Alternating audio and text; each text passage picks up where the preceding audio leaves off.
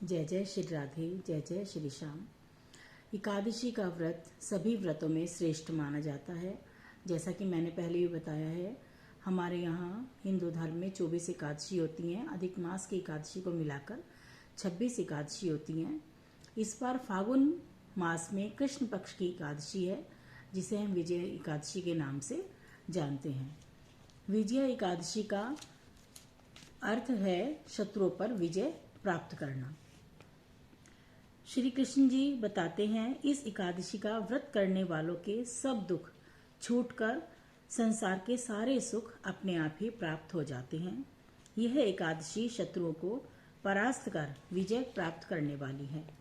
त्रेता युग में जब श्री रामचंद्र जी सीता जी को ढूंढते हुए समुद्र के नजदीक पहुंचे, तब श्री रामचंद्र जी ने लक्ष्मण जी से कहा, हमें समुद्र को पार करने से पहले किसी बल या तप का अनुष्ठान करना चाहिए। यह विचार कर दोनों भाई कुछ ही दूर पर महामुनि के आश्रम में पहुंचे। वहां उन्होंने ऋषि को श्रद्धा से प्रणाम किया।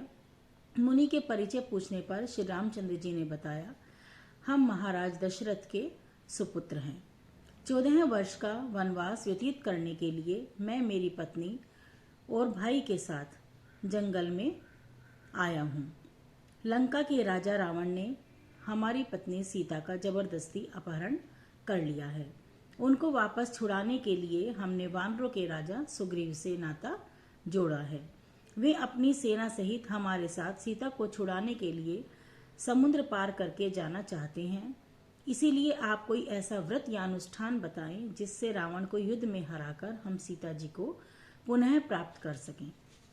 महात्मा जी ने कहा, हे नरश्रेष्ठ, आप तो स्वयं विष्णु के साक्षात अवतार हैं, सर्वज्ञ हैं, आपको सब मालूम है।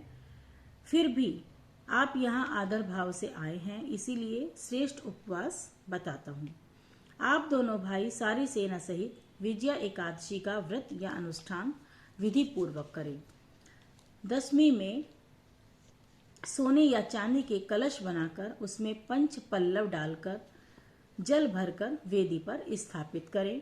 उसके ऊपर सोने या चांदी की नारायण की मूर्ति बनाकर कलश पर प्रतिष्ठित कर रात भर भगवान श्री हरि नारायण विष्णु की प्रार्थना कर दूसरे दिन प्रातः स्नान कर कलश पर नैवेद्य और धूप दीप चढ़ा करके श्रद्धा भक्ति से पूजा कर रात को फिर नारायण की प्रार्थना करते हुए जागरण करें।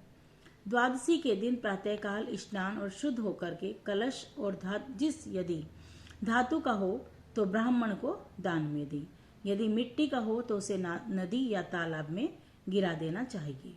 नारायण की सोने की मूर्ति भी ब्राह्मण को भेंट देनी चाहिए।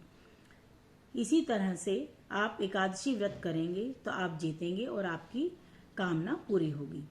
श्री कृष्ण जी बोले, हे धर्मराज, महामुनि के बताए हुए नियम अनुसार दोनों ने विधि पूर्वक एकादशी का व्रत किया, जिससे समुद्र पार करके लंका की लड़ाई में रावण को मारकर सीता जी को वापस ले आए और फिर 10,000 साल तक अयोध्या में राज्य किया।